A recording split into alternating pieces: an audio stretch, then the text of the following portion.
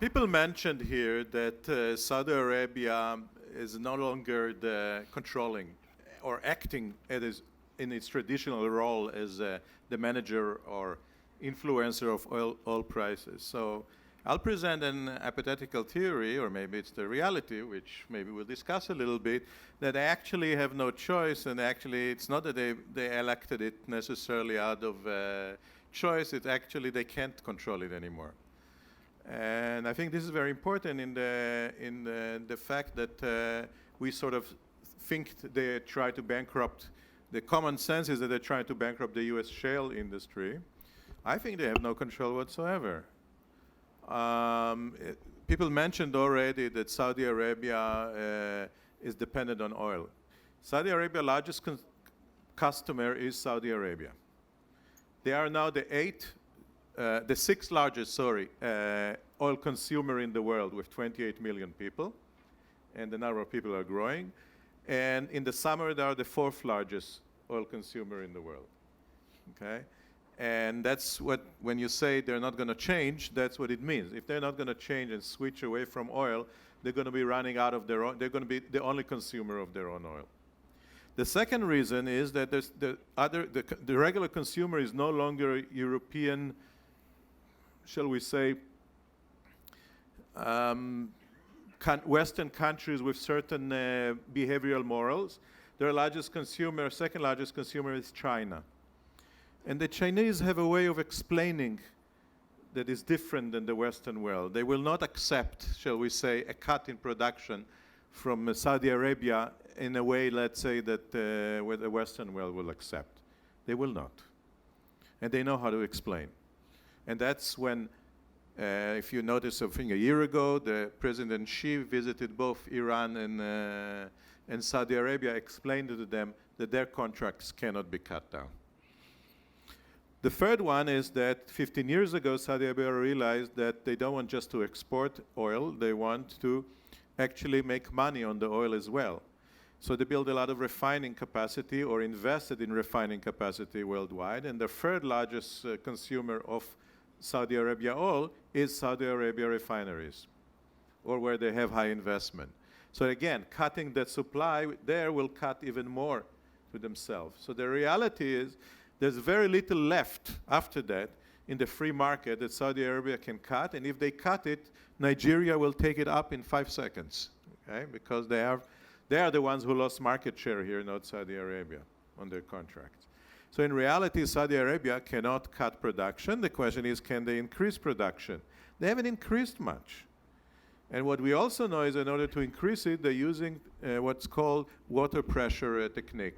So that's a technique you're using. You insert water into the well usually when the well is in the end of its lifetime. And you can only do it for X number of years. So actually Saudi Arabia is not in a great place like that. And therefore, even if they wanted to be the balanced producer, I don't think they could. So the question is, what will happen, okay, in a world to the prices? You said volatility, but maybe we can expand it. First of all, if you don't agree with me, please say so. But second, if you can start commenting a little bit about how fast can Saudi Arabia change? Can they? What do you think it's going to do to supply? What's going to do to OPEC if there's going to be an OPEC? Please, feel free. Whoever. Well, I might. I think you're exactly right. Speaker. Saudi Arabia. Hello? Testing 1, 2. Sound good? You're right, Yossie. Saudi Arabia arguably hasn't played the sort of swing producer balancer role since the mid-1980s when it stopped doing so. We also really haven't needed it to until shale and Chinese demand came along to make the market unbalanced. But I want to come back to a point that Neil and I made and why this is counterintuitively not a good thing. And I want to ask you to look at history and consider a religious question. And the religious question is, why did God make Texans? God made Texans for many reasons, but 2 reasons he made Texans. 1, to find oil. They're very good at finding oil. And 2, to limit the role of government, keep government out of the private sector. This is what Texans are famous for. If God made Texans to limit government and find oil, why did Texan oil industry and Texan officials create the most severe Soviet, centrally planned, intrusive form of quotas ever known to man? Texas oil state officials and Oklahoma and other states, starting in 1932, regulated supply well by well, field by field, month by month for 40 years. They sent troops into the fields once to shut off the wells. This is how seriously they took supply control. Why is that? Because for the previous 20 years, we had boom-bust oil prices. It is, I think, something we have forgotten in living memory, how destabilizing, volatile, swinging oil prices can be for everybody, except perhaps some hedge funds and people who own storage. And this, now, the Texas Railroad Commission, which used to be OPEC, it still exists. OPEC will still exist, but they no longer play the supply control role, and that is a underappreciated challenge we have to contend with. Yes, yeah, I think your point is entirely correct. For OPEC, what we hear in every newspaper and many policymakers is OPEC had a strategy not to cut and go for market share, right? You've heard that in every newspaper, right? And my question is, why do the journalists perpetrate this myth, this policymakers? In order to have a strategy, you have to have an ability. I mean, it's sort of like saying, I'm not even. There's a good metaphor connected to orgies and stuff, but I won't use it here. But in order to have a strategy there, you have to have the ability to participate. Let's just say. And so obviously they could not cut back enough that would have had an impact on the market without completely just helping their competitors. Second, going into your point about Saudi Arabia, we always think of the Middle East as a very energy-rich area, but it's a very electricity-poor area. We have unreliable supplies in most of the countries in the Middle East, especially among our neighbors, Jordan, Syria, Lebanon, Egypt.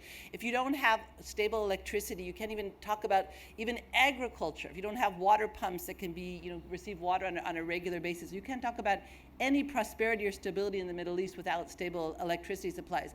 And where they produce stable electricity, as Yossie pointed out, they produce it mainly by oil, which is very expensive, very polluting. It's unsustainable. So we have to think of a whole new way of producing electricity.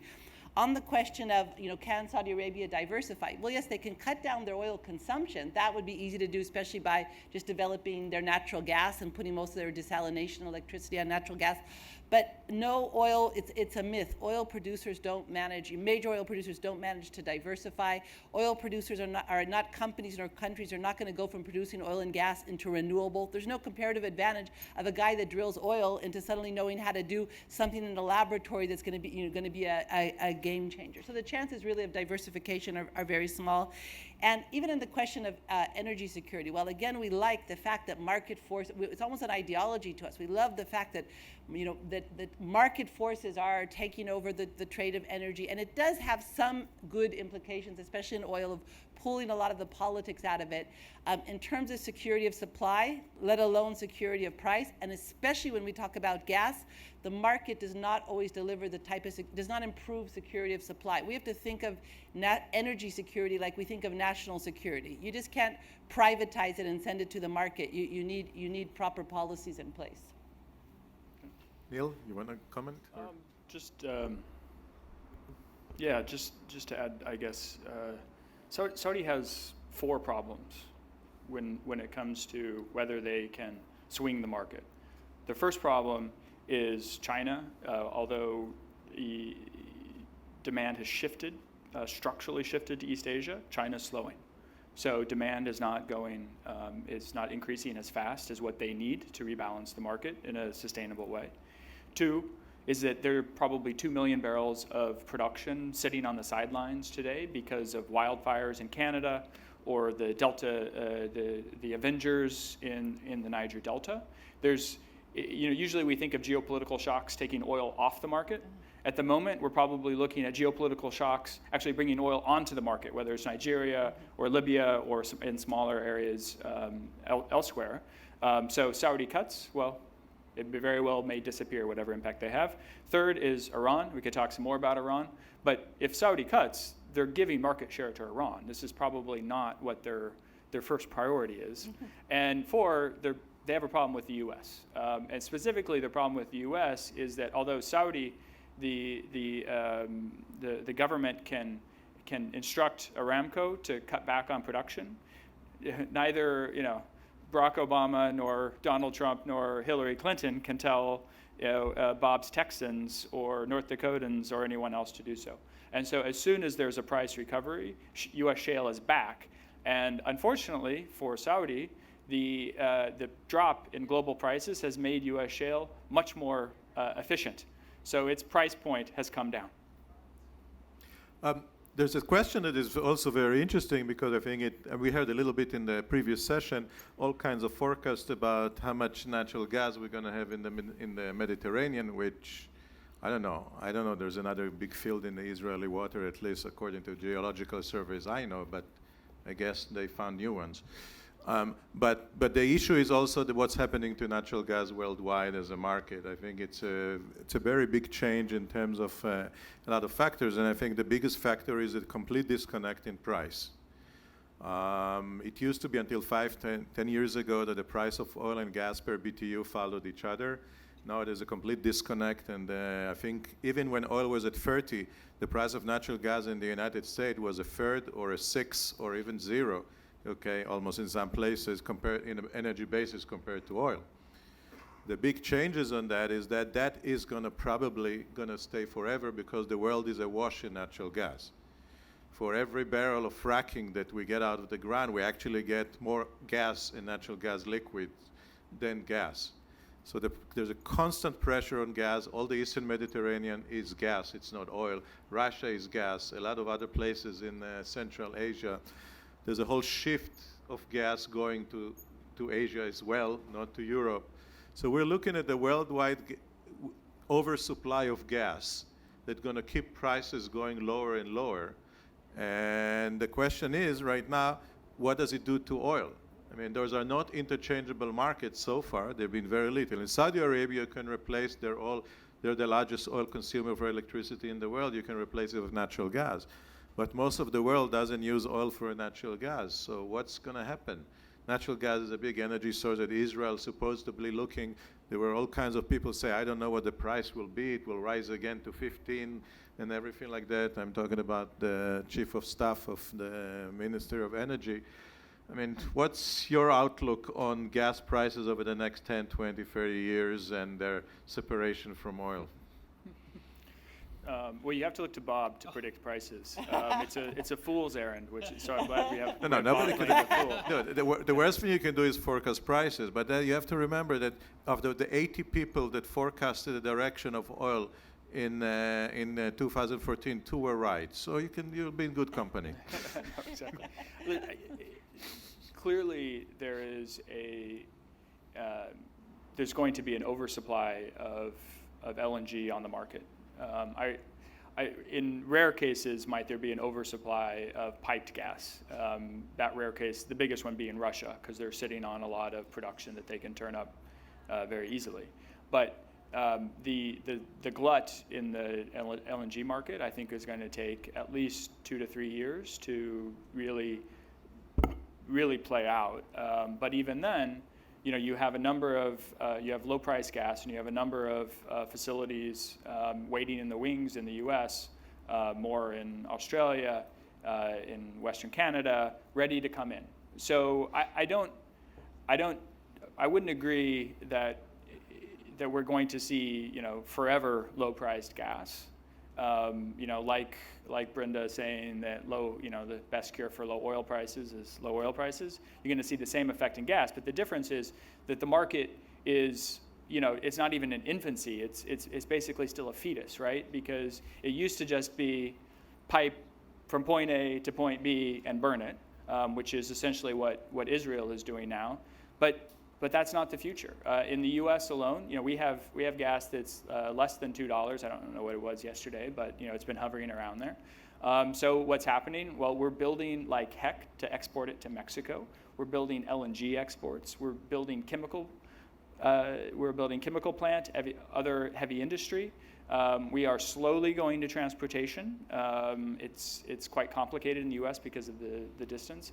So I think we're in a period of market discovery that the gas will find a home, but it's going to take several years to figure out what the new equilibrium band is. I wouldn't say price, but price band. I'll focus my answer on Europe, actually, in the European gas market. So I think actually the real challenge to gas consumption in Europe is actually competition from low coal prices. It's not what's happening to the oil prices, but it's actually the low coal prices. And we have some also almost perverse policy outcomes happening in Europe, where with such incentives to renewables, but really no, but low at the same time with very low coal prices, we're having a rise in the consumption of renewables in most markets, together with a rise in the consumption of coal. And so bottom line, where you're producing more emissions, more pollution, the result is actually far from what anyone would have intended, and it's something to also be thought out in Israel. Here we have gas sitting in the ground, and when you look at what Israel's proposal was for Paris, where we were going to cut renewables in the future, it was mainly from renewables. Where the easiest way is just to displace coal at almost overnight. You can dramatically lower Israel's emissions. Plus, even more important on the day-to-day basis to us, lower air pollution in Israel, just by converting power plants from coal to natural gas, and you don't. That wasn't in the plan. Also, I think in terms of delinking from oil, while you're seeing prices delink from oil all around the globe, in Europe, I'm not so sure that they're running to do that. I think that the low oil gas prices right now in Europe, that part of it has to do with the low oil price. You're not hearing the European consumers or the Russians saying, "Hey, let's just link this." So it's something to watch. And the last thing, I think, going with Neil's point about the U.S. LNG, coming into this region, coming into Europe, the rhetoric in Israel has been, we have to produce our gas quickly because the Iranian gas is coming. But actually, the competitor is nice, red, white, and blue American gas. If anything, is going to change the price mechanisms in this region. Well, want to add something? Well, just very briefly, I think the reason for the disconnect, the core reason that you mentioned between gas prices and oil prices, was the removal of oil in space heating, electricity generation, etc. In the early 1970s, up to 40% of oil demand in the OECD was used for these purposes, and that was all substituted with nuclear and coal and so forth. Saudi Arabia is atypical in that it still burns a lot of oil to keep the air conditioners running, and it is bringing on gas plants to offset that. However, globally, there's not much more of that low-hanging fruit. So as Neil said, I think you alluded to as well, Yossie, in the long term, reestablishing that connection would require transportation to use more gas, and whether that's done directly through natural gas vehicles or indirectly through electricity, that is at best a long-term proposition.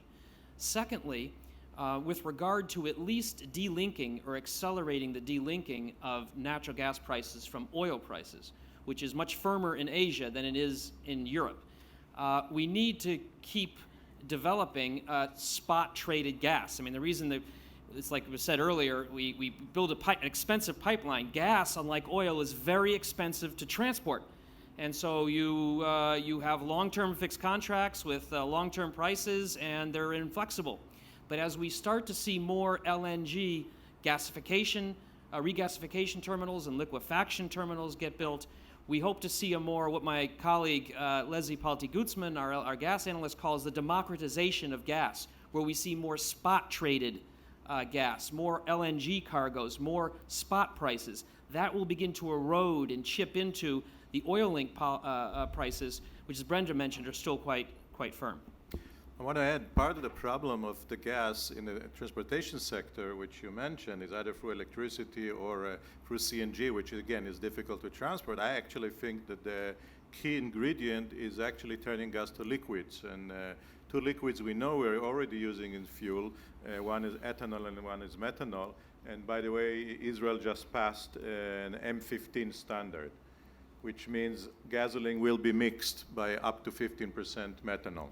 And methanol is made from natural gas, and today we can also do ethanol, not just from corn or sugarcane, but also from natural gas. So now that becomes a transportable, easily transportable liquids, okay, that you can send around the world, and that may completely, once that starts penetrating, and that's kind of a 10-year horizon, that will completely change the transportation, oil linkage, etc. But again, it means replacing oil with natural gas products, okay, in the transportation sector, not necessarily natural gas itself. I want to add one question, okay, from the audience, and what is the role of renewable energy? How should it be factored into this energy mix? And anybody wants to comment? I want to comment. Go ahead. I guess a couple comments. One is what you said. I mean, you do have to think, at this point in history, you still think about transportation and electricity a little bit differently. So renewables for transportation is essentially ethanol, or that could be derived, as you say, from various sources. We've had frankly, a very successful program in the United States, but also controversial in regards to food prices, regards to cost, et cetera. It's not easy when you're trying to break a monopoly. And let's be clear that oil has a monopoly over our transportation system. That's good for my stocks in Exxon and whatnot, not so good for the rest. The second, on the renewable side, is that I think that people underappreciate the competitiveness of renewables in power. To give you a sense, my firm has invested in one of the largest wind developers in the world and one of the largest solar developers in the world in emerging markets. You don't put that kind of money to use if you're not serious about them being competitive, regardless of price supports. You sometimes need regulation so that they can access the market.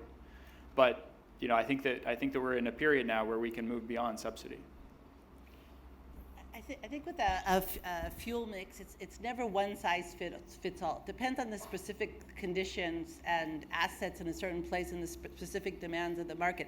Specifically in Israel, I think most of current technologies for renewables, and again I emphasize the word current because there of course will be future developments, are not necessarily the best application for Israel. This is a country where it's very short on land and has large on gas supply. So to put more emphasis on huge, large solar facilities in the Negev, for instance, I think might not be the best choice for Israel. So not all renewable is green. Something can be renewable and actually highly polluting. I think that also we should, in our policies, we should differentiate between using renewables and subsidizing renewables. Maybe the money should actually be going to laboratories. Send it to the Technion, send it to Lawrence Livermore Lab, Weizmann Institute, to develop the new things, not necessarily to use the old things. And I think one way to incentivize their use, instead of subsidizing them directly, is very strict air pollution standards, which we don't have in Israel. If a factory in Israel can think, I'll use mazout because the oil price is low versus using local natural gas,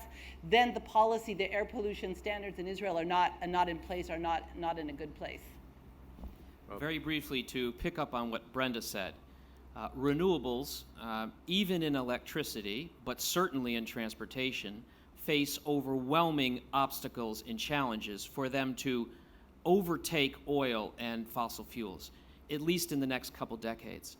And they include intermittency, the ability to store power, and political concerns about ethanol and so forth.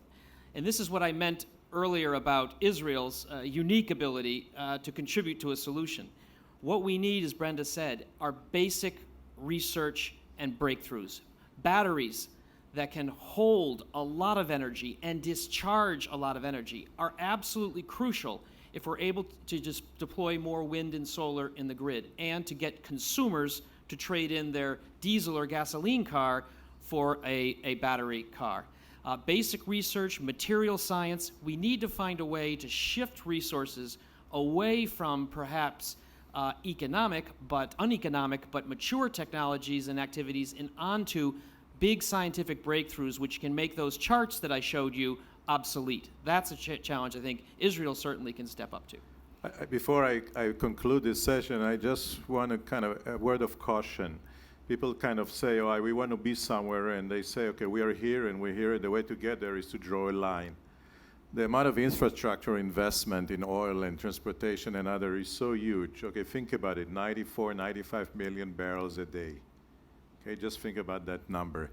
Okay, and most of this cannot be replaced by renewable in any near future. And in the best of circumstances, we have today 1 billion cars on the road. There'll be about 3 billion in 2050. And under the best of circumstances, 50% of them will be electric, probably more likely 20 or 25.